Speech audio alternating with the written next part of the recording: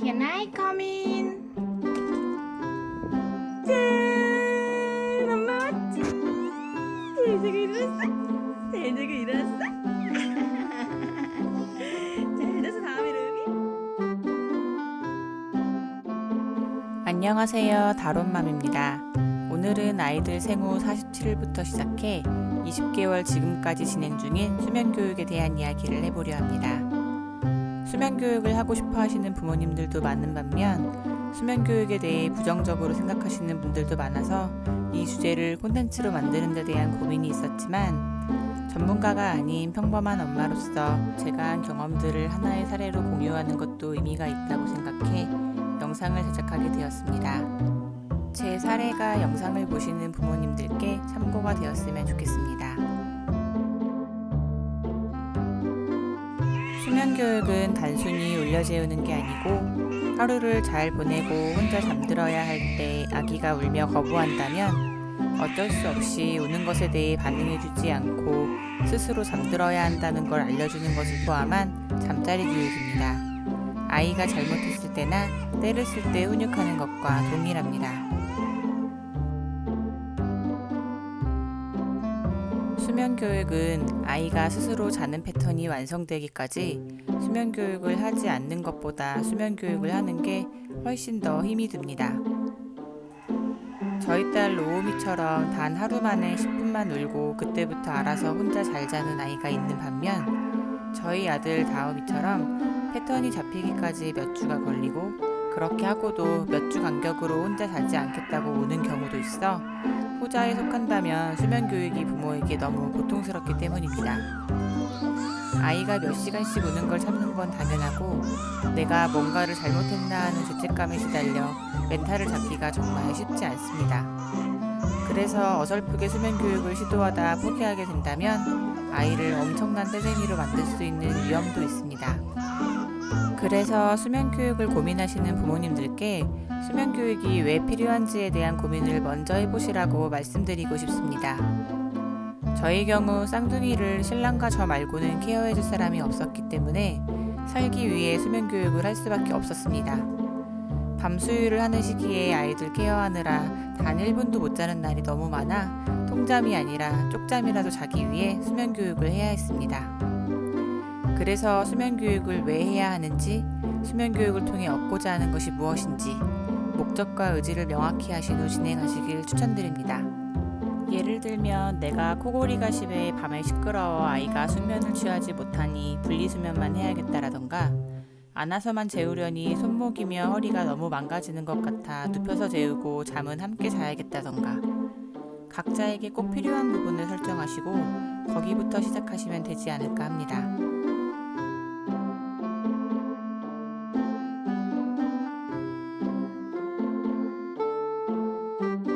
제가 처음 수면교육을 시작했을 때는 목욕부터 불 끄기, 마사지, 방에 들어가는 것까지 수면의식을 쭉 진행했었는데요. 20개월이 된 지금은 여러 수면의식이 필요 없이 낮이던 밤이던 잠자는 방에 들어가면 자는 건 줄 알고 알아서 놀다가 잠이 듭니다. 물론 자고 일어나서 울지도 않고 잘 놀기도 합니다. 1년 반이 지난 지금 수면교육에 대한 장점을 이야기해보자면 아이들이 건강한 생체 리듬으로 생활할 수 있다는 게 제일 큰 장점이고 저나 신랑이 늘 좋은 컨디션으로 아이를 케어할 수 있다는 게 그 다음 장점인 것 같습니다. 그리고 가끔 주말이나 몸이 안 좋을 때 아이들이 먼저 깨더라도 울지 않고 놀고 있으니 좀 더 늦잠을 자도 됩니다. 하지만 단점도 있습니다. 안아서 재우고 싶을 때 안아서 재울 수 없습니다. 안으면 놀자는 줄 알고 안 잡니다. 안아서 재울 수 없으니 유아차 없이 외출했을 때 재우기가 힘이 듭니다. 거기에 분리수면을 하게 되면 집에 여유방도 있어야 하고 아이들 방을 적당한 온습도로 유지시키고 카메라를 구매하고 안전한 잠자리를 만들기 위해 비용이 만만치 않게 들어갑니다. 아이들이랑 안고 자고 싶을 때가 많아 수면교육 다 때려치우고 안아서 재울까 생각하는 날이 많지만 그렇게 하면 아이들이 지금처럼 사랑스럽게만 보이지 않을 걸 알기에 꾹꾹 참고 수면 교육을 유지 중입니다. 물론 저희 아이들의 경우이고 저희 부부의 마음이 그렇다는 것이지만 이런 경우도 있으니 수면 교육의 시기도 잘 고려해 가장 필요하다고 느껴질 때 하면 될 것 같습니다. 6개월 이전에 수면 교육을 하지 않았으면 아예 24개월이 지나서 하라는 이야기들도 많지만 그건 그 시기 아이들은 일어나 돌아다니거나 머리를 박으며 울거나 하는 등의 때를 부릴 수 있어 수면 교육이 좀 더 힘들어진다는 이야기이지 6개월에서 24개월 사이에 수면 교육을 할 수 없다는 이야기가 아닙니다. 그러니 너무 책에 나온 시기에 연연하지 마시고 부모님 마음의 준비가 되었을 때 간절히 필요할 때 하시면 될 것 같습니다. 1년 반을 수면 교육을 진행하며 드는 생각은 수면 교육은 아기가 자연스러운 생활 리듬으로 스스로 잠들고 일어나기까지 도와주는 것이지 않을까 합니다. 내 아이의 기질을 고려해 아이를 방해하지 않으면서 편안하게 잠이 들도록 말이지요.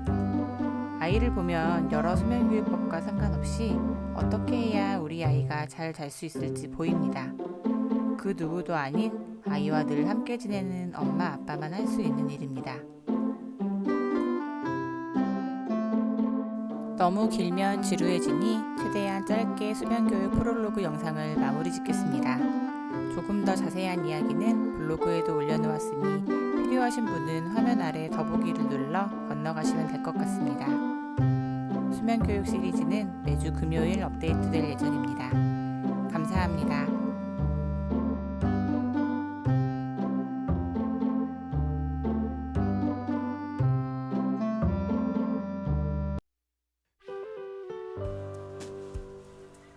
안녕하세요. 다론맘입니다. 지난주 프롤로그에 이어 이번 주부터는 제가 수면 교육을 했던 이야기를 일기처럼 풀어나가겠습니다. 오늘은 수면 교육을 하기 전 상황, 제가 사용했던 수면 교육 아이템, 목표 일과표에 관한 내용입니다. 늘 말씀드리는 거지만 저는 전문가가 아니니 제 이야기는 하나의 사례로만 참고해 주시길 부탁드립니다. 임신기간 내내 아무것도 못하고 조리원에서는 작정하고 쉬어야겠다고 마음먹고 뒷일은 미뤄두다 보니 막상 아이들을 데리고 집에 돌아왔을 때 집은 거의 창고 수준이 되어 있었습니다. 당장에 분유도 살 줄 모르는 생초보 엄마 아빠가 37주 3일 만에 태어난 이제 갓 19일밖에 안 된 쌍둥이를 데리고 집에 왔으니 이건 뭐 진짜 전쟁통이 바로 이런 거지 싶었습니다. 다행히 정부 지원을 받아 한 달간 산후도우미 이모님의 도움을 받을 수 있었지만 산후도우미 이모님이 계신다고 해도 평일 9시에서 6시에만 계신 거라 나머지 15시간 그리고 주말 통제는 저 혼자 혹은 남편과 둘이서만 아이들을 케어해야 하니 이모님이 계시지 않는 시간을 견뎌내는 것이 엄청난 숙제였습니다. 저야 그렇다고 해도 출근해야 하는 남편이 너무 피곤하면 안 되기에 밤에는 아이들 방바닥에 요가 매트 한 장을 깔고 새우잠을 자며 버텼는데 그게 정말 큰 실수였습니다. 저는 출산한 지 얼마 안 된 산모였고 회복되지 않은 상태였는데 무리한 강행군으로 그나마 조리원에서 좋아진 몸이 순식간에 망가져 버렸습니다. 거의 1년간을 걷지도 못해 누워서만 지내던 사람이 아이를 낳자마자 아이들 케어하느라 폴짝폴짝 뛰어다니니 당연히 몸이 견딜 수가 없었던 겁니다. 쌍둥이 출산하신 가정은 신생아시기에 밤수유는 가능한 아빠가 다 해주시거나 적어도 함께 하시는 게 장기적으로 훨씬 도움이 된다고 생각합니다. 도저히 견딜 수가 없으니 나도 밤에 안방에서 같이 자겠다며 양해를 구했지만 그걸로도 충분하지가 않았습니다. 다음이가 빨기욕구가 심해 신생아 시절에도 잠을 자는 시간이 적었고 그걸 몰랐던 저는 배가 고픈가 싶어 1시간 간격으로 기저귀를 갈고 수유하고 하다 보니 밤을 꼴딱 새는 날이 너무 많았기 때문입니다. 전 통잠이 아니라 그냥 잠이 필요했습니다. 다롬이 생후 25일의 일과표입니다. 맨 위가 로우미, 두 번째가 다음이, 세 번째가 로우미와 다음이를 합친 엄마 아빠의 일과표입니다. 언뜻 보기엔 별것 아니네 라고 할 수 있지만 여기서 세 가지 문제가 발생합니다. 딸 로우미는 입이 짧아 한 번에 10ml, 20ml밖에 안 먹을 때가 많아 수유를 한 번 더 하는 경우가 많았습니다. 아들 다음이는 수유텀이 너무 짧아 수유 횟수 자체가 많았습니다. 서로 다른 시간표를 갖고 있는 로우미와 다음이의 일과를 합친 게 엄마 아빠의 일과표가 되니 거기서 수유 트림시키는 시간 30분을 또 제하고 나면 실제로 남는 시간은 하루에 8시간 정도뿐이었습니다. 그 8시간 동안 잠을 잘 수 있다면 참 좋겠지만 현실은 그렇지 않았습니다. 8시간 동안 저는 대략 10가지 정도의 일을 해야 했습니다. 유축. 엄마가 되고 싶었던 마음이 컸던 저는 쌍둥이임에도 불구하고 모유수유를 고집했고 직수가 거의 불가능한 현실에 유축수유라도 모유를 먹이고 어쩌다 한 번일지라도 젖을 물릴 수 있을 때 최대한 직수를 시도했습니다. 그래서 아이들에게 모유를 조금이라도 더 먹이고 전량을 유지하기 위해 틈이 날 때마다 유축을 해야 했습니다. 매일매일 유축에 쏟은 시간이 1시간 30분에서 2시간 정도였습니다. 청소. 식구가 늘어나니 정리해야 할 물건도 많아지고 폴짝폴짝 뛰어다니니 매일같이 먼지며 머리카락 생산 속도가 엄청났습니다. 빨래. 빨래는 미룰 수도 밥처럼 배달할 수도 없죠. 내 식구 빨래에 가제수건 120장까지. 건조기가 없던 시기라 어떤 날은 빨래 널고 개는 것만 2시간씩 걸렸습니다. 열탕 소독. 아무리 젖병 소독기가 잘 나와도 열탕 소독은 필수입니다. 쇼핑. 살아가고 있으니 식료품, 생필품도 계속 필요합니다. 택배 정리. 쇼핑은 늘 온라인이니 당연히 택배 정리를 해야겠죠. 택배 정리 별거 아닌 것 같지만 분리수거를 잘해야 하는 시대이고 좁은 빌라에 살았던 저희에겐 시간이 오래 걸리는 일이었습니다. 기타 집안일.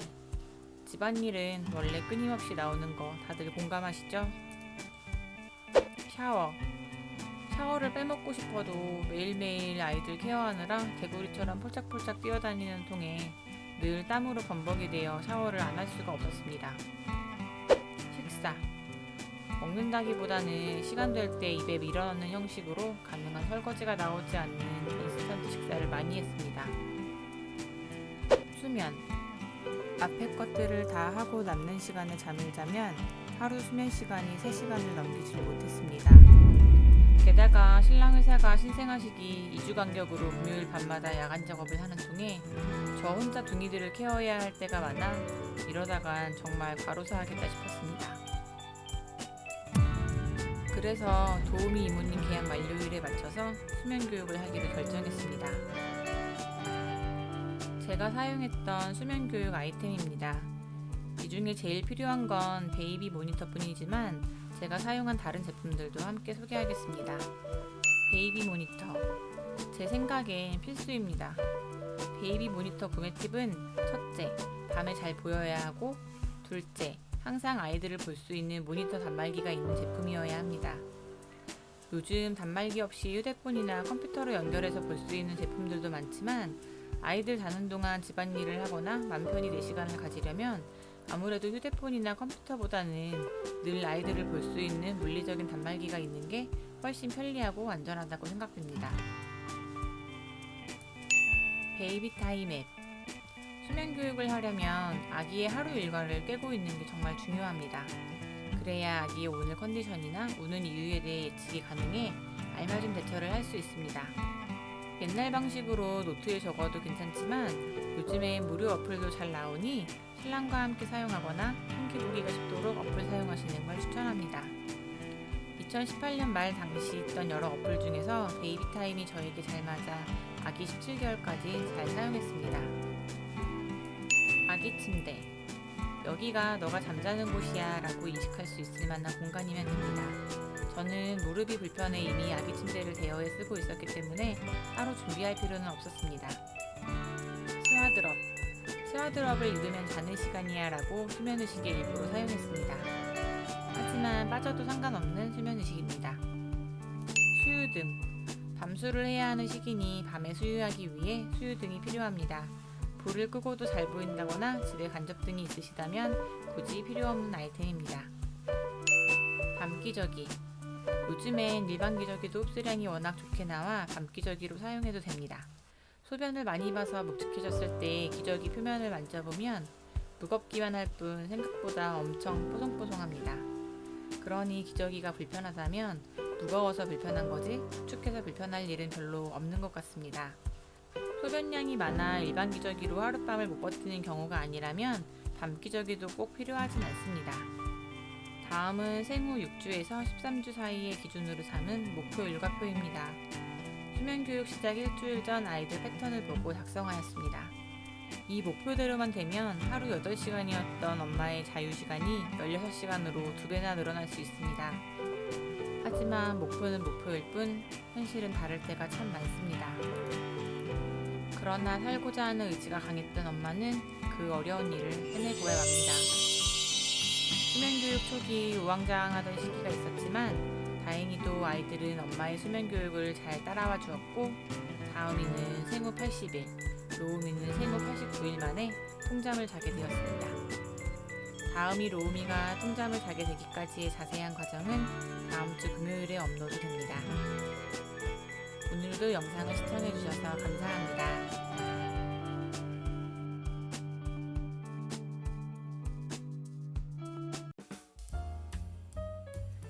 안녕하세요. 다롬맘입니다.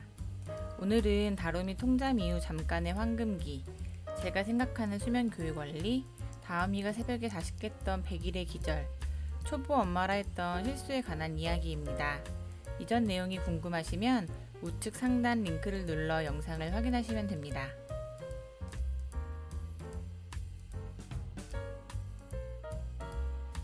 다음이 로우미가 모두 통잠을 자고 엄마 아빠도 통잠을 자는 꿀같은 나날들이 이어졌습니다. 찜질방 좋아하는 엄마는 몇 년째 못 간 찜질방 대신 둥이들 낮잠 시간 동안 집에서 반신욕을 즐길 수도 있었습니다. 여기서 잠깐 다롬이네 낮잠과 밤잠 수면 교육의 차이에 대해서 말해보자면, 첫째, 낮에는 불을 켜고 자고 밤에는 불을 끄고 잔다. 둘째, 밤잠 자기 전에는 목욕 및 마사지를 한다. 셋째, 낮에는 아기 수면 음악을 끄지 않고 계속 틀어놓고 밤에는 잠들면 아기 수면 음악을 끈다. 이 정도의 차이였던 것 같습니다. 수면 교육의 원리는 늘 똑같습니다. 배부르고 응아도 다 했고 아픈 곳도 없는데 아기가 잠을 안 잔다면 그건 아기가 졸렵지 않아서입니다. 그럼 아기가 왜 졸렵지 않을까요? 너무 당연한 이야기지만 잘 시간이 아니거나 잠이 없는 아기거나 혹은 둘 다이거나입니다. 여기서 잘 시간이 아니라는 건 시간표의 문제입니다. 자야 할 시간인데 자지 않는다면 그 전 낮잠을 너무 오래 잔 탓일 겁니다. 낮잠을 안 자는 건 문제되지 않지만 그렇게 해서 틀어진 시간표대로 생활하다 밤잠까지 못 잔다면 아이를 계획된 시간표에 맞추어 생활할 수 있도록 조정이 필요합니다. 다시 본론으로 돌아와서 꿀같은 황금기를 보내는 동안 엄마도 밤에 통잠을 잘 수 있으니 이 시기부터 아이들 사진이나 영상이 점점 많아집니다. 쪽쪽이가 있으니 낮에도 덜 울고 조금씩 몸을 움직일 수 있고 눈도 잘 보이고 하니 놀거리가 많아져 깨어있는 동안 즐겁고 평화로운 시간을 보낼 수 있고, 잘 노니 밥도 잘 먹고 잘 먹으니 잘 싸고 잘 먹고 잘 싸니 잘 자는 선순환이 이어지는 나날이 계속됐습니다. 마법처럼 100일이 되자마자 다음이가 새벽 4시에 깨버립니다. 책에서 본 대로 수면 사이클이 바뀌는 시점에 살짝 깬 걸 수도 있어서 스스로 다시 잠들길 기다리며 방에 들어가지 않고 기다려봅니다. 그리고 지금껏 20여일간 밤수유 없이도 통잠을 잤으니 배가 고파서 깬 게 아닐 거라고 생각했습니다. 그렇게 30분을 울고도 울음이 멈추지 않아 일단 방에서 데리고 나왔습니다. 혹시나 기저귀가 찝찝할까 싶어 기저귀를 갈아줬지만 여전히 울음을 그치지 않고 1시간이 지났습니다. 마지막 수단인 분유를 주느냐 마느냐에 대한 고민에 빠졌습니다. 통잠 이후 새벽에 깬 건 처음이고 지금 다음이가 자지 않으면 시작도 못한 하루 일과가 엉망이 될 뿐더러 피곤한 제가 로우미를 케어하지 못하는 상황이 생길 수도 있을 것 같아 그냥 분유를 주기로 했습니다. 대신 오전에 여유롭게 로우미만 케어하기 위해 분유를 넉넉히 주고 다음이가 스스로 일어나기 전까지 깨우지 않기로 했습니다. 다음이는 그렇게 분유를 원샷하고는 바로 잠이 들었고 4시간 후인 9시에 잠에서 깼습니다. 그리고 다음날 다음이가 이번엔 새벽 3시에 깼습니다. 어제에 이어 오늘도 분유를 주면 새벽에 자다 깨서 분유를 먹는 게 습관이 될까봐 무서워 분유를 주지 않고 버텼습니다. 그렇게 다음인 쪽쪽이도 거부하며 5시까지 울었고 결국 기다리다 못한 저는 2시간쯤 울었으면 배도 고플 것 같아 분유를 조금만 주었습니다. 이번에도 다음이는 분유를 원샷하고는 바로 잠이 들었습니다. 그리고 또 다음날 월요일입니다. 아빠 없이 저 혼자서만 둥이들을 케어해야 합니다. 오늘은 다음이가 4시에 깼습니다. 40분 정도를 울게 두었지만 다음이가 그냥은 잠들어주지 않을 것 같기도 하고 이틀을 다음이와 실랑이를 했더니 몸이 많이 피곤한 상태이기도 해서 이날은 데리고 와서 직수를 하고 같이 잠이 들었습니다. 3일 연속으로 다음이가 새벽에 깨버리니 두려움이 엄습합니다. 이미 통잠의 꿀맛을 보았기 때문에 이전의 삶으로는 돌아갈 수 없었습니다. 그래서 낮잠을 덜 재우고 깨어있는 동안 더 열심히 놀아줬습니다. 그렇게 긴장한 게 허무하게도 3일간의 공포체험을 끝내고 다음이는 다음 날인 104일째부터 21개월 지금까지 밤수유 없이 쭉 잘 자고 있습니다. 물론 밤수유가 없었다는 거지 밤에 한 번도 깨지 않았다는 건 아닙니다. 그래도 새벽에 분유를 타지 않는다는 것만으로도 참 감사한 일입니다. 지금에 와서 다시 그 시절을 되짚어보면 너무 책에서 본 대로 이론에만 매달려 있었습니다. 아이가 한 번 통잠을 자기 시작했으니 새벽에 배고파서 깰 일은 없다라고 생각했던 것 같습니다. 낮 동안 잘 먹었어도 우리도 가끔 새벽에 깨서 배가 출출할 때가 있고 참다 빵 한 조각이라도 먹고 잘 때가 있는데 아이는 그럴 거라고 생각조차 해보지 못했습니다. 또 하나는 새벽에 깼을 때 한두 번 분유를 주면 단숨에 그게 습관으로 형성돼 매일 새벽에 깨서 분유를 달라고 할까봐 두려움이 앞섰던 것 같습니다. 어쩌다 한두 번으로는 습관이 생기지도 않지만 만약 생긴다 하더라도 다시 고치면 되는 건데 순간의 고통을 참지 못해 더 어려운 길로 돌아가는 일이 아이를 키우는 동안 자꾸 생기는 것 같습니다. 대부분 이러한 문제들은 엄마가 피곤해서 생기는 거라 아이를 위해서라도 육아는 아빠가 꼭 동참해야 한다고 생각합니다. 아이는 로봇이 아니고 나와 같은 사람인데 아이를 키우다 보면 그 부분을 간과할 때가 많습니다. 잘 키우고 싶은 마음에 인터넷 책에서 찾아본 정보들에 내 아이를 끼워 맞추려고 할 때가 많습니다. 하지만 대부분의 정보들이 평균에 관한 이야기인 것처럼 딱 그 평균에 맞추어 교과서처럼 자라는 아이도 있는 반면 우리 아이, 다른 집 아이처럼 각기 다른 개성을 가진 아이들이 여럿 모여서 그 평균을 만들어내기도 합니다. 그러니 내 아이도 평균이고 우리 집에서는 내 아이가 기준이 되어야 합니다. 저를 포함한 지금의 부모 세대도 대부분 각자의 개성이 존중되는 자유로운 환경에서 성장한 게 아니기 때문에 내 아이를 보는 습관이 들어있지 않아 늘 뒤늦게 아차하게 되는 일이 자꾸 생깁니다. 그래서 노력하지 않아도 아이를 보는 게 당연하고 아이 입장에서 생각하는 게 자연스럽게 되기까지 끊임없이 돌아보고 고치려고 하고 있습니다. 사실 다음이가 배가 고팠던 건지 어디가 불편했던 건지 단순한 잠투정이었는지는 다음이 말고는 아무도 알 수가 없습니다. 다만 그때 좀 더 유도리 있게 바로 안아준다거나 분유를 줬어도 괜찮지 않았을까라는 아쉬움이 남습니다. 그러니 수면교육에 성공했지만 아이가 다시 새벽에 깬다거나 스스로 잠들지 못하는 상황으로 되돌아간다면 수면교육이 망했다고 좌절하거나 당황하지 마시고 처음 수면교육을 한다고 생각하고 아이가 원하는 게 무엇인지 잘 생각해보면 어떨까 합니다. 사실 초보 엄마에게는 이것도 어렵습니다. 아이를 낳으면 엄마는 아이에 대해 다 아는 줄 알았는데 도통 왜 그러는지 모르겠거든요. 꼭 정답을 찾지 않아도 괜찮습니다. 고민하고 생각해본 것만으로 충분하다고 생각합니다. 6개월 이전의 아이들은 하루가 다르게 변해서 예측 불가능한 경우가 많다고 전 주장하고 싶습니다. 그래도 이렇게 아이 입장에서 생각하는 연습이 앞으로의 육아를 더 쉽게 만들어주는 건 확실한 것 같습니다. 오늘의 이야기는 여기까지입니다. 지금 보면 너무 당연한 이야기들인데 당시에는 왜 이런 생각을 못했는지 아쉬움이 많이 남습니다. 저만 그렇게 당황하고 우왕좌왕했던 게 아니었길 기대해 봅니다. 다음 주는 다로미네가 여름휴가를 떠나 수면교육 콘텐츠를 한 주 쉽니다. 뒤집기 시기의 수면교육에 관한 이야기는 8월 21일 금요일에 업로드 됩니다. 오늘도 영상을 시청해 주셔서 감사합니다.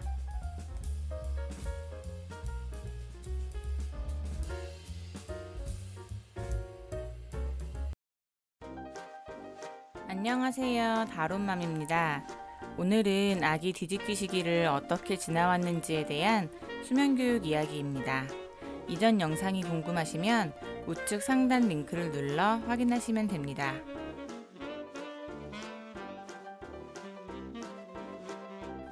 짧고 굵게 3일간 100일의 기절을 경험하고 또 꿀같은 나날이 이어집니다. 하고 싶은 게 많은 다오미는 생후 109일 만에 첫 뒤집기에 성공했고 그때부터 자신감이 붙어 어떻게든 움직여 보려고 아둥바둥하기 시작합니다.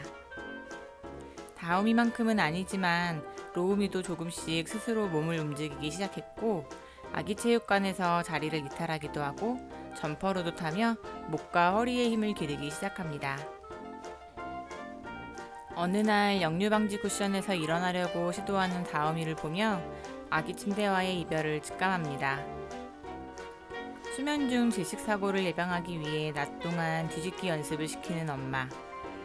로우미는 뒤집기 연습을 위해 옆으로 뉘어놔도 귀찮은 듯 다시 원래대로 누워버리는데 다오미는 어떻게 해서든 뒤집어 보려고 아둥바둥합니다.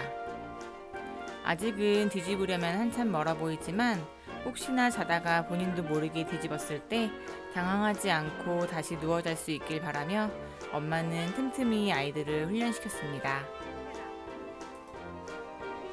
첫 뒤집기를 한 다오미는 3주 동안을 맹연습을 한 끝에 마침내 완벽히 뒤집는 법을 터득하게 되고 생후 132일부터 자유자재로 뒤집기를 시전합니다. 로우미는 아직까지 뒤집고 싶은 의지가 없어 보입니다. 어찌어찌 생후 130일쯤 되어가니 잘 때 길게 울지 않고 스스로 잘 잠들어주던 다오미. 그러나 뒤집기를 완벽히 익힌 후부터 다시 잠들기 전 잠투정이 길어집니다. 바로 옆으로 자거나 엎드려 자고 싶은 욕구 때문입니다.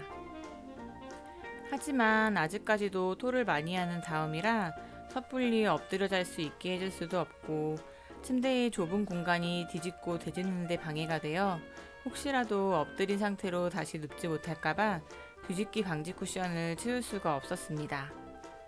게다가 엎드려 잔다는 게 정말 정면으로 코를 박고 자서 엄빠가 주기적으로 생사를 확인하게 만듭니다. 너무 조심성이 지나치지 않나 싶긴 하지만 혹여라도 밤잠을 자다가 사고가 생기면 안 되기에 안타깝지만 엄마는 아들을 구속할 수밖에 없었습니다. 대신 아들이 구속에서 풀어줘도 될 만큼 몸을 가눌 수 있기까지 매일매일 뒤집기 대집기 맹 연습을 했습니다. 다오미가 뒤집기 대집기 스킬업을 하는 동안 엄마의 셀프 뒤집기 방지 쿠션도 함께 레벨업 되었습니다.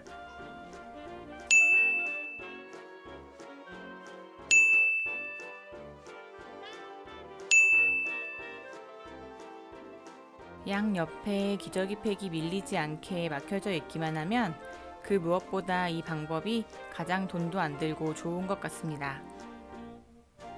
뒤집기 방지 쿠션을 사용하는 건 밤잠 때였습니다. 낮에는 뒤집기 방지 쿠션 없이 재우고 다오미가 어느 정도까지 자기 몸을 컨트롤할 수 있는지 매일 체크했습니다. 각 단계별 일주일씩 뒤집기 방지 쿠션은 대략 3주 정도 사용하였고 보소미를 치운 날 다오미는 미리 치워주지 못한 게 미안할 정도로 너무 행복하게 잠이 들었습니다. 그렇게 다오미는 보소미에서 벗어난 후 지금까지 자기 몸을 움직이지 못해 잠을 못 자는 일은 없이 잘 자고 있습니다. 다오미가 온갖 고생을 하며 옆으로 자고 엎드려 자려고 애를 쓰는 동안 로우미는 어땠을까요? 뒤집고 싶은 의지가 전혀 없던 로우미는 다오미가 보소미마저 떼고 자유롭게 자게 되었던 160일 무렵까지 뒤집지 못했고 172일이 되던 날 원래 뒤집을 줄 알았던 것처럼 뒤집고 되짚고를 했지만 잘 때는 여전히 누워서 자는 걸 선호한답니다. 오늘의 이야기는 여기까지입니다. 다음 주는 짧았지만 잇몸이 간지러워 숙면을 못했던 이야기와 다로미의 수면 환경에 대한 이야기를 해보려고 합니다. 오늘도 영상을 시청해주셔서 감사합니다.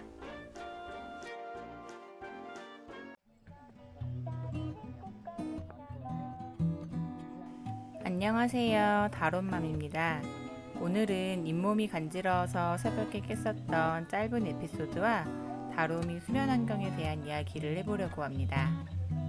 이전 영상이 궁금하시면 우측 상단 더보기를 눌러 확인하시면 됩니다.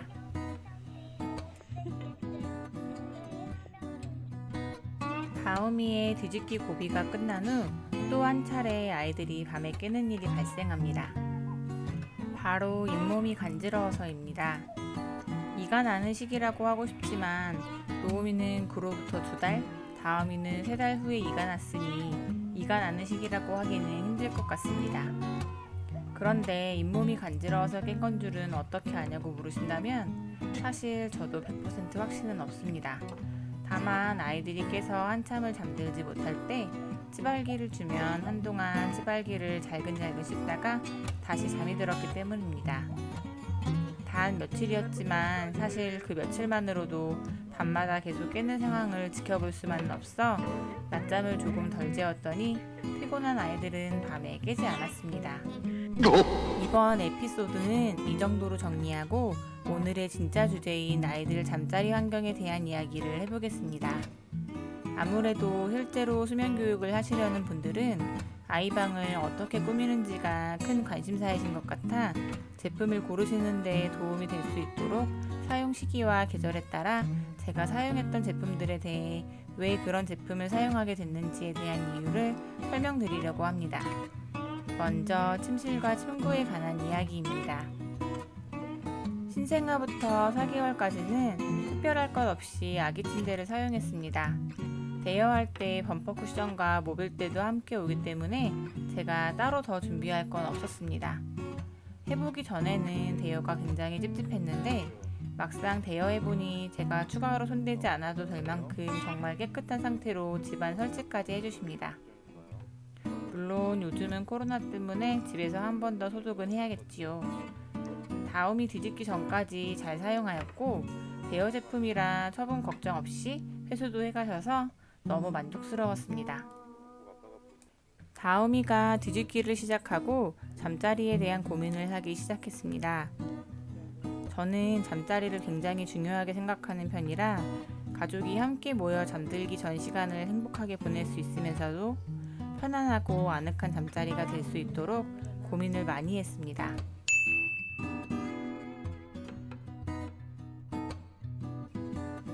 저는 안전에는 지나치다 싶을 정도로 민감한 편이라 아이들이 부딪히고 넘어져도 안전하게 꾸미는 게 제일 중요했고 누웠을 때 편안하고 아늑한 쉼터가 되길 원했습니다. 아이들이 조금 더 커서 자기 전에 뛰어놀다가 자더라도 아랫집에 피해주지 않도록 고려했고 더 크면 잠들기 전 함께 이야기도 하고 책도 보며 시간을 보낼 수도 있고 아주 가끔은 온 가족이 함께 잘 수 있도록 최대한 공간을 넓게 활용하고 싶었습니다. 그리고 무조건 저렴하기보다는 한 번 세팅으로 최대한 오래 쓸 수 있는 방법으로 방을 꾸미고 싶었습니다. 그래서 생각한 것이 놀이매트 위에 베이비룸을 올리고 그 안에 이불 패드를 깔고 범퍼 쿠션으로 넘어져도 좀 더 안전하도록 두르고 다음이 로우미가 자다가 서로 장간섭이 일어나지 않도록 분리해 주었습니다. 당신은 좁은 집에 살 때라 방 안에 책장을 치울 수가 없어서 베이비룸을 설치할 수밖에 없었습니다. 다로미의 경우 모기장, 커튼 같은 것들은 손이 닿는 거리에 설치되면 7개월 때부터도 다 잡아당기고 망가뜨렸으니 참고하세요. 그러다 아이들 7개월쯤 이사를 하게 되었고 집이 좀 더 넓어지면서 아이들 방 크기는 거의 차이가 없지만 방 안에 책장을 치울 수 있게 되어 더 넓은 공간을 활용할 수 있는 기회가 생겼습니다. 베이비룸을 최대한 넓게 만들었어도 아이가 2명이라 비좁고 자꾸 장간섭이 일어나기도 하고 가끔 엄마 아빠가 함께 누워있고 싶을 때 그럴 수가 없어 베이비룸을 치우고 방 전체를 침대처럼 만들었습니다. 이 과정에서 전셋집이라 벽에 못을 박을 수 없어 CD 플레이어나 온습도계, 선풍기, 가습기 등 아이들 물건을 수납할 공간이 필요하게 되어 장난감 정리한 겸 책장을 구매해 선반으로 사용했습니다. 그리고 선반에 있는 물건들을 갖고 노느라 잠을 못 자는 일이 없도록 이전에 사용했던 베이비룸으로 선반 앞을 막아두었습니다. 처음 베이비룸을 치웠을 땐 이전과 동일하게 얇은 이불 패드만을 바닥에 깔고 생활했었는데 아이들이 금세 패드를 들추고 놀고 패드 없는 곳에서 자거나 위험한 행동을 한 덕분에 쉽게 들칠 수 없고 폭신폭신하기까지 한 토퍼 매트리스를 구매했습니다. 그리고 몇 달 뒤 키가 큰 아이들이 선반 위에 손이 닿기 시작해 북엔드를 여러 개 구매해서 테이프로 이어붙여 벽을 만들어 두었습니다. 그리고 다로미 방의 문은 항상 열려있고 닫을 수 없게 해두었습니다. 이유는 당연히 다로미가 너무 위험하게 놀아서입니다.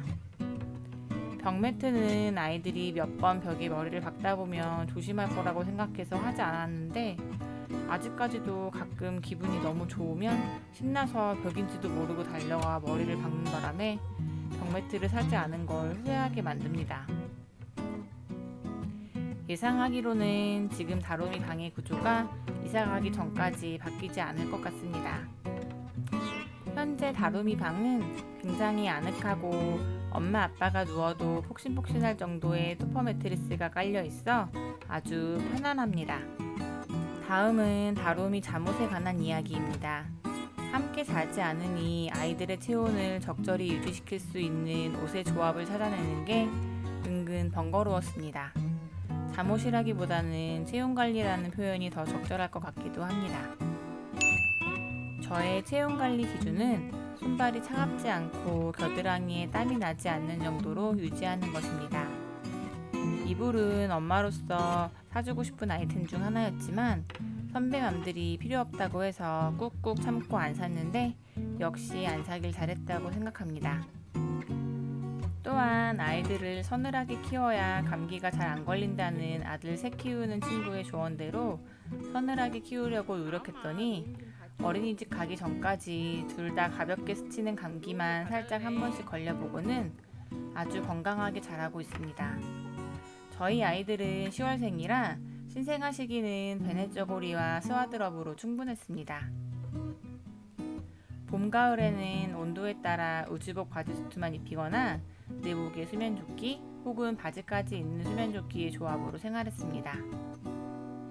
여름에는 민소매 바디수트나 반팔 바디수트만 입혀서 생활했습니다. 올 여름에는 아이들이 뛰어다니기 시작하니 에어컨 온도를 낮게 설정해놨는데 기초체온이 높아 더위를 잘 타는 다오미는 민소매 바디수트만 입고 있고 상대적으로 덜 움직이고 기초체온이 낮은 로우미는 반팔 바디수트만 입고 있습니다. 겨울에는 조금 덜 추울 땐 털 수면조끼, 많이 추울 땐 수면 슬립색이라고 이불을 옷으로 만들어 놓은 것처럼 생긴 제품을 입혔습니다. 기타 사용했던 아이템으로는 짱구 베개가 있습니다. 짱구 베개는 들이기 전까지만 사용하고 그 후로는 아이들이 워낙 돌아다니면서 자니 의미가 없었습니다. 그나마 가만히 누워서 자는 로우미는 6-7개월까지는 사용했는데 다오미는 100일 지나면서부터는 거의 사용하지 못했습니다. 그래도 짧았지만 잘 사용하였고 지금도 아이들 장난감으로 역류방지 쿠션과 함께 남아있습니다. 아이들이 커서 수면조끼를 스스로 풀어헤치는 시기에는 수면조끼를 거꾸로 입혀서 재우기도 하고, 양말을 스스로 벗는 시기에는 잠들면 몰래 들어가서 양말을 신기고 나오기도 하며 아이들 성장에 맞춰 제 잔머리도 늘어나고 있습니다. 최대한 손이 안 가는 방법을 마련했음에도 자잘한 문제들은 끊임없이 생기는 것 같습니다. 그래도 두 아이 모두 아픈 곳 없이 건강한 것에 감사한 마음을 잊지 않으려 매번 되새기고 있습니다. 오늘의 이야기는 여기까지입니다. 더 하고 싶은 이야기들이 많은데 이번 주 갑자기 시작된 가정보육으로 그 내용들은 다 담지 못할 것 같습니다. 이 영상을 제작한 오늘도 코로나 확진자가 갑자기 증가한 것을 보면 한동안은 아이들을 가정보육해야 할 것 같아 매주 금요일 업데이트하기로 한 수면교육 시리즈는 당분간 날짜 지정 없이 콘텐츠가 완성될 때마다 업로드하는 형식으로 바꿔야 할 것 같습니다. 보잘것 없지만 제 이야기를 기다리시는 분들께 미리 양해를 구합니다. 영상으로 만들지 못하는 짤막한 정보나 다롬이 가족의 일상은 인스타그램으로 공유하고 있으니 필요하신 분들은 다롬맘 인스타그램 계정을 팔로우해주세요. 다롬맘이 사용하는 제품이 궁금하신 분들을 위해 상세 설명에 링크를 걸어두었으니 필요하신 분들은 화면 아래 더보기를 눌러 확인하시면 됩니다. 오늘도 영상을 시청해주셔서 감사드리고 건강 잘 챙기시기 바랍니다. 감사합니다.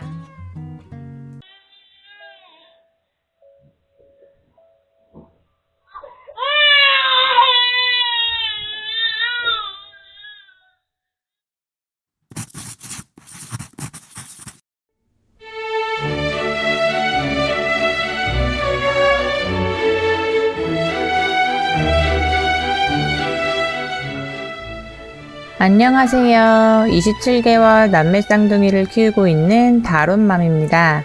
오랜만에 수면교육 컨텐츠를 갖고 왔어요.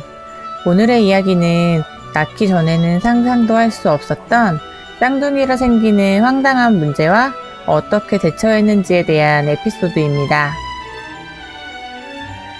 빨기 욕구로 잠투정을 부리던 시기도 무사히 넘어가고 또다시 평화로운 날들이 이어졌습니다. 다롬이가 난생 처음 스스로의 의지로 서로의 손을 맞잡고 놀기 시작했습니다. 쌍둥이 나온 후 처음으로 쌍둥이 낳길 잘했다고 생각한 순간이었어요.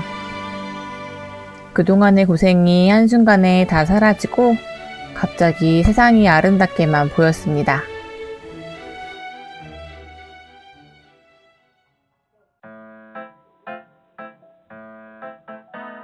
하지만 기쁨은 정말 찰나였습니다.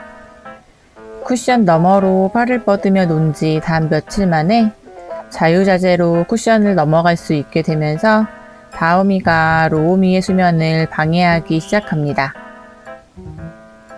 잠이 없어 늘 로우미보다 일찍 일어나는 다롬이. 처음엔 조금씩 건드리기 시작하더니 점점 로우미 자리로 넘어가 로우미 옆에 붙어서 놀다가 결국 심심하니 로우미를 깔아뭉개며 놉니다.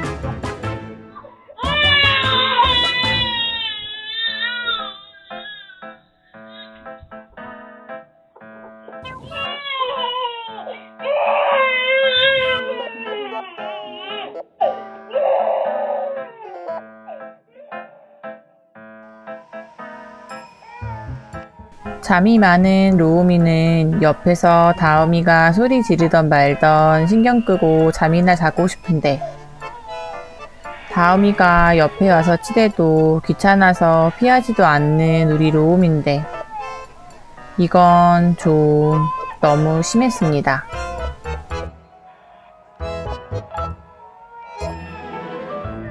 하지만 남는 방이 없으니 각 방을 쓸 수도 없고 방이 너무 좁으니 각 침대를 쓸 수도 없고 결국 엄마가 해줄 수 있는 건 베이비룸을 치워버리고 방 전체를 쓸 수 있게 해서 넓은 공간에서 다음이가 자유롭게 돌아다니며 로우미를 최대한 덜 찾게 해주고 로우미가 다음이 괴롭힘에서 버텨낼 수 있는 내공이 생기기까지 지켜보며 기다리는 것이었습니다.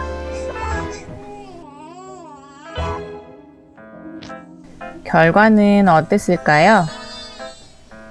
베이비룸을 치우고도 저렇게 다음이가 로우미한테 엄청 질척대긴 했지만 시간이 지날수록 아이들도 커가고 로우미도 도망가는 법을 배우면서 지금은 각자 자신의 자리에서 숙면을 취하고 있습니다.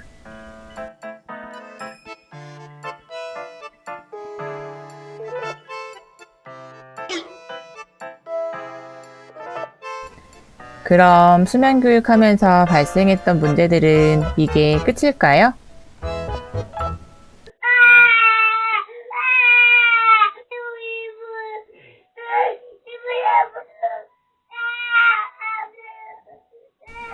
두 돌 지난 다로미의 잠투정 이야기 다음 에피소드에서 공개됩니다. 오늘도 영상을 시청해주셔서 감사합니다.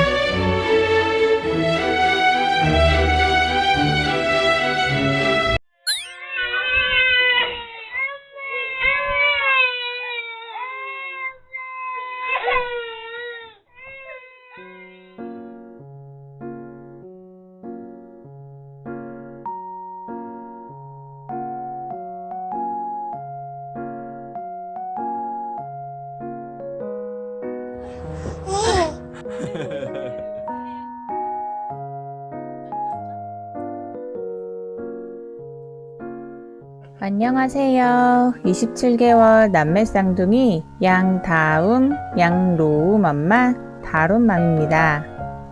오늘은 두 돌 다움이의 잠투정에 관한 이야기입니다.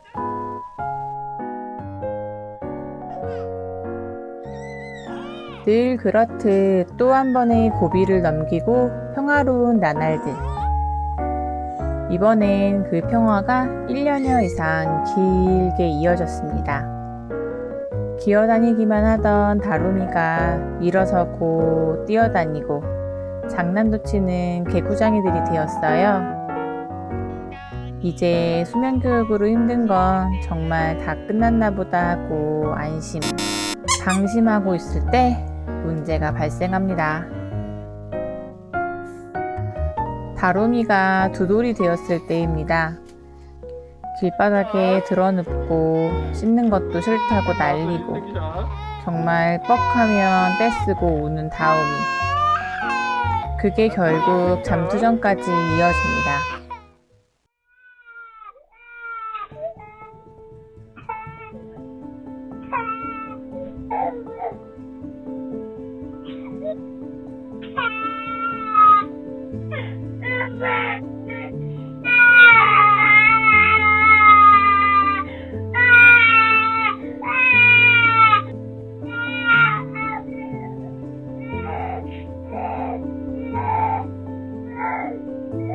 내일 만날 거야.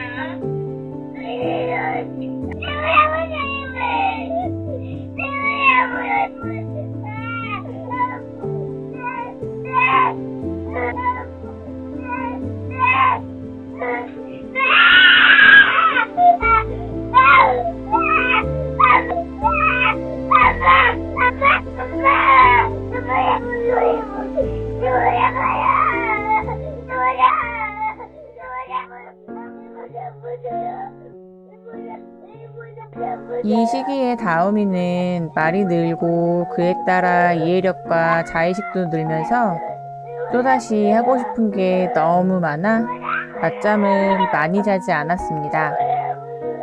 게다가 바쁜 엄마와 다음이에게는 늘 혹같은 로우미가 있어 한순간도 만족스럽게 사랑받는다고 느끼지 못하니 그 피곤함과 스트레스가 자기 전에 밀려왔던 것 같습니다. 아이들도 사람이니 아무리 수면교육을 했다고 하더라도 이렇게 예외적으로 잠투정을 하는 상황이 종종 발생합니다.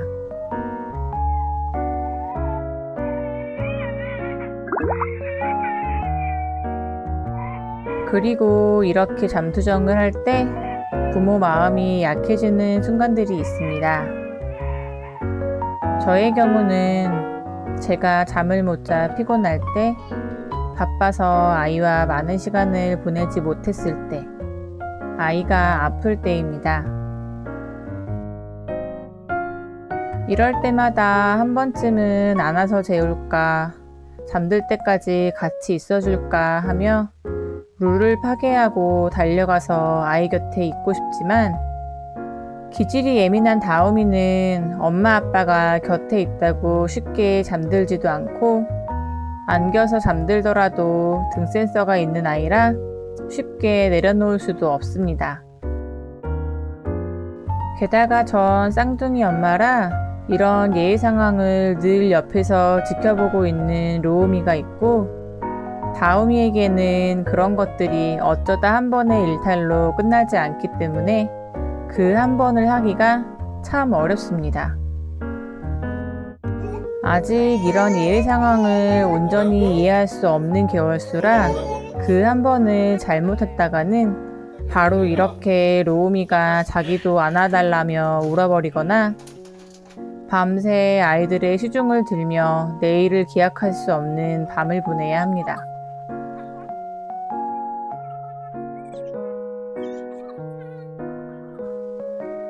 그러니 아이들에겐 가혹할지라도 울면 안아주지 않는다, 울지 않으면 안아준다를 칼같이 지키는 대신 할 수 있는 한 최대한 많은 스킨십을 하며 놀아주면서 다움이의 잠투정을 줄여나가고 있습니다. 저는 쌍둥이 엄마라 두 아이를 동시에 안아재울 수 없기도 하고, 개인적으로 준비하고 있는 일이 있어 아이들을 재워놓고도 공부를 해야 해서 어쩔 수 없이 수면 교육을 더 단호하게 할 수밖에 없지만, 시간이나 상황이 좀 더 여유로우신 부모님들께서는 아이가 36개월 되기 전까지는 아이가 필요로 할 때 잠들 때까지 같이 있어주는 게 좋은 경우도 있다고 하니 잘 판단하시어 수면 교육을 하시면 좋을 것 같습니다.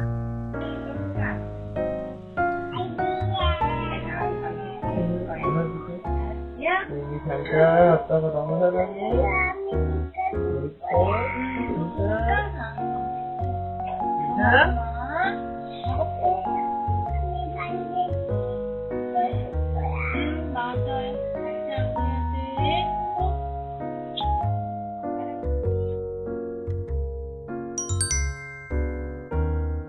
루틴한 일상은 기본.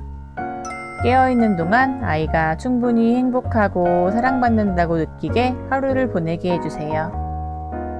밤잠 자기 전 30분은 더더욱 아이에게만 집중해주세요. 애착 인형의 도움을 받으세요. 부모님의 상황에 맞춰 36개월 이전까지는 잠들 때까지 같이 있어주거나, 울어도 포기하고 잠들 때까지 부모님이 버텨야 합니다.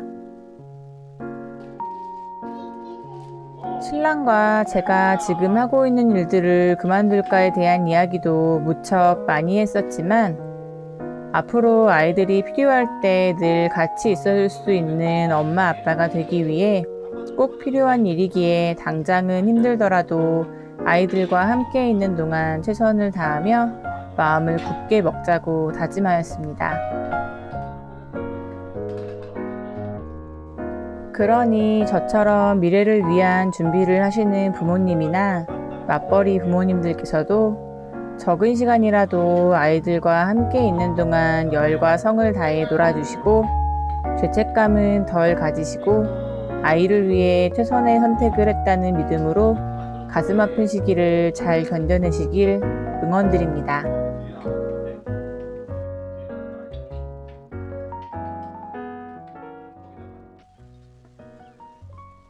수면 교육으로 분리수면을 시켰지만 마음이 약해져서 우는 아이 방에 들어갔을 때 어떤 참사가 생기는지는 수면 교육 미니 에피소드로 준비 중입니다. 오늘도 긴 영상을 시청해 주셔서 감사합니다. 수면 교육 시리즈는 계속 이어집니다.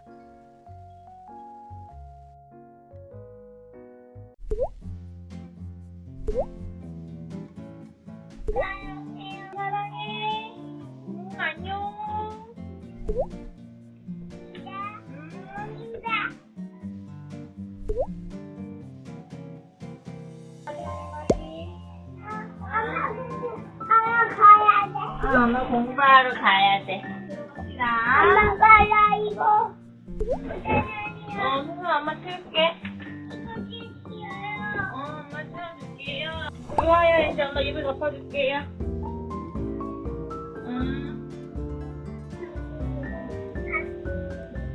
이거 안 했어? 자고 일어나야 엄마는 또 만나는 거야. 우리가 잘 자야지 엄마 또 보낼 거야. 알았지? 아빠가 내일은 집에 있을 것 같아. 우리 다음이 루비 잘 자고 있다 만나자. 엄마가 사랑해. 아빠야 공부해야 돼. 엄마 아빠는 공부해야 돼. 우리 조금.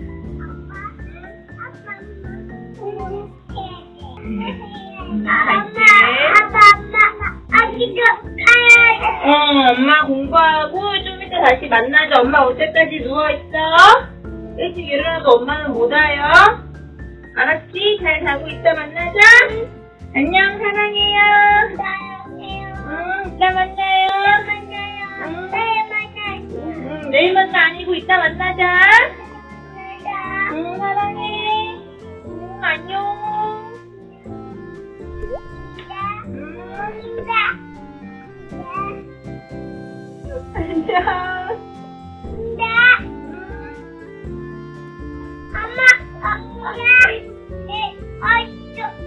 어디가 가야 돼?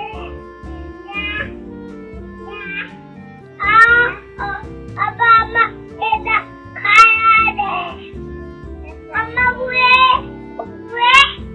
엄마 뭐야? 엄마 뭐해?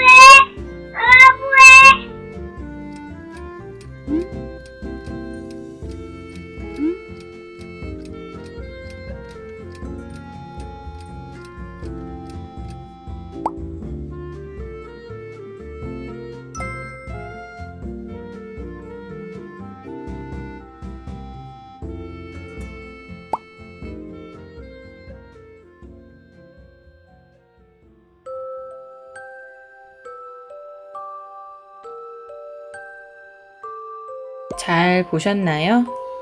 지난달 가정보육을 시작하면서 엄마의 시간을 보장받기 위해 낮잠 수면의식을 아예 없애버렸어요.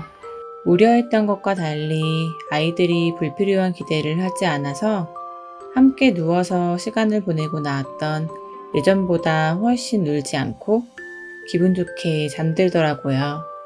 물론 저렇게 바로 잠들지 않고 온 방안을 헤집고 다니며 놀아서 엄마가 다시 들어가야 할 때도 있지만 지속적인 훈육으로 점점 엄마의 손이 덜 가게 스스로 잠들고 일어나는 날들이 늘어나고 있어요. 다롬이는 신생아 때부터 26개월 지금까지 쭉 수면교육을 해오고 있습니다. 코로나 장기전으로 가정보육 기간이 늘어나는 이 시기에 엄마의 시간을 조금이라도 더 보장받기 위해 수면교육을 해보고 싶으시다면 우측 상단 카드를 눌러주시거나 화면 아래 상세 페이지에서 수면교육 영상을 시청해보세요. 지금까지 영상을 시청해주셔서 감사합니다. 진짜 너무 많이 내리네. 진짜 미쳐버리겠다, 진짜, 씨. 닦아주세요. 진짜 제발. 나 미쳐버리겠다, 진짜.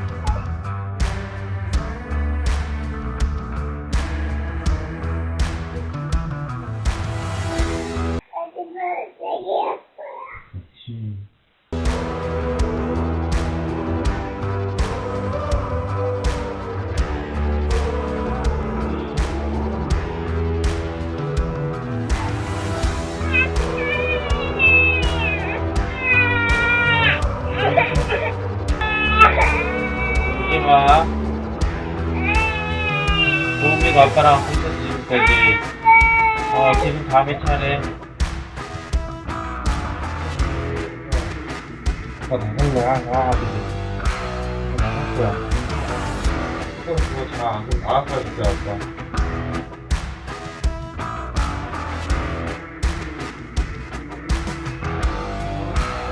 야, 나왔네, 여기, 여기 나와, 이제. 야, 나와봐. 너무 많이 걸리네.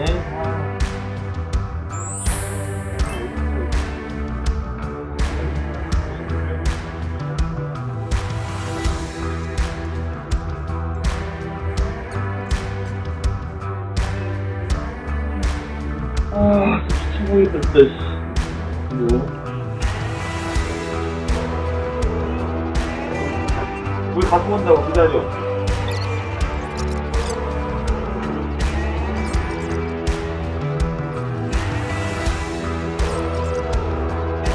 우리 아까 주세요.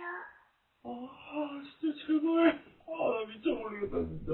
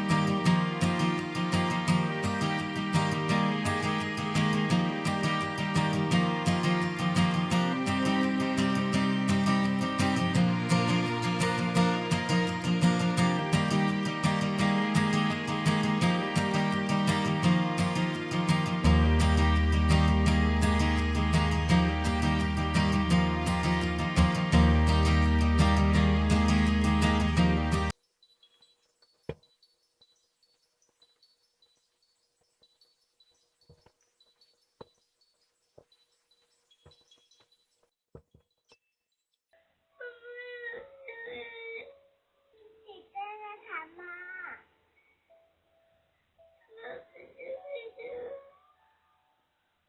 담아 뭐라고? 담을 조금?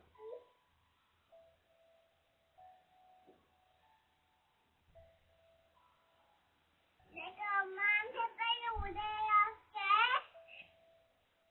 내가 엄마 빨리 오래요 할게. 엄마! 빨리 오래요.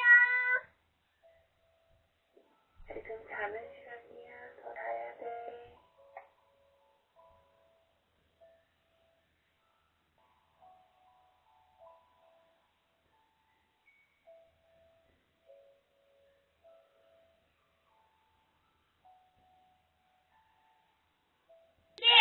아버지!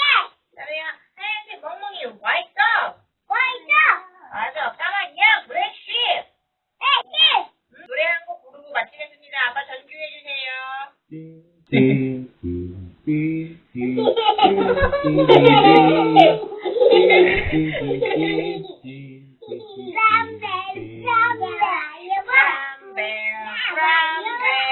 What do you see? 나랑 하나 불러요. I see a leopard looking at me. Leopard, leopard, what do you see? I see a yellow dog looking at me. Yellow dog, what do you see? I see a blue horse looking at me. Blue horse, what do you see? I see a green frog looking at me. Green frog, what do you see? I see a purple cat looking at me. Purple cat, what do you see? I see a white dog looking at me. White dog, what do you see? I see a black sheep looking at me.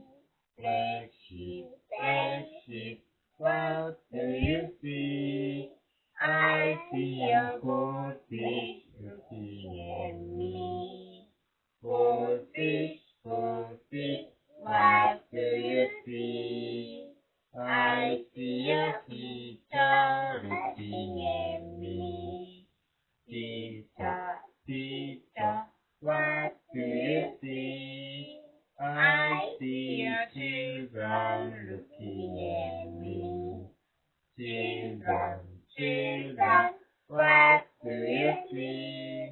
I see a brown bear, a red ball, a yellow dog, a blue horse, a green frog, a purple cat, a white dog, a black sheep, a goldfish, and a teacher looking at us. That's what we see. 아이고 고마워요. 아이고 내일 만나요.